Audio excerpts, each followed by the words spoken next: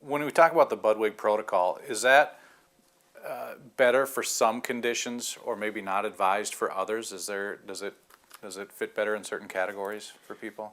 Well, I think generally the Budwig diet, or elements of it at least, are good for most cases. There are a few cases where you have to be careful, and one of them is with surgery, right? If you're going to get surgery, you don't want to have such high doses of flax oil or any flax oil at all anywhere near that period of surgery, right? You don't want to create any potential complications with bleeding, for instance.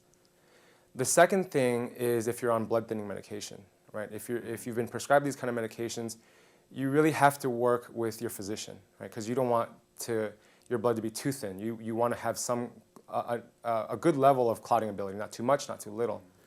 So flax oil is part of that dynamic, and you have to work really closely with your physician and either adjust one or the other, right?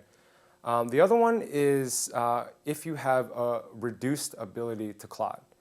So it's more rare because in cancer, usually with cancer and cancer treatment, usually the problem is too much clotting.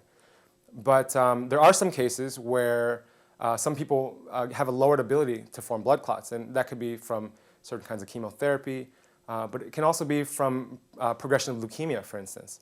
So if that's the case, you don't want to have that unwanted risk of abnormal bleeding. So if you're in that kind of situation, you really want to be careful and work closely with your physician.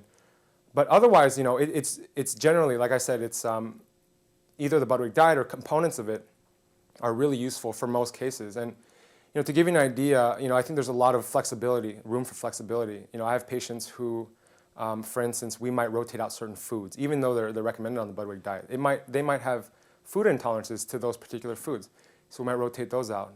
I even have some patients on a completely ketogenic diet, but still following the principles that Dr. Budwig explained in terms of the types of fats and the distribution of fats. So there's really a lot of room for personalization, and especially when you're working in an integrative setting with conventional medicine, it's really important to adjust for these different factors.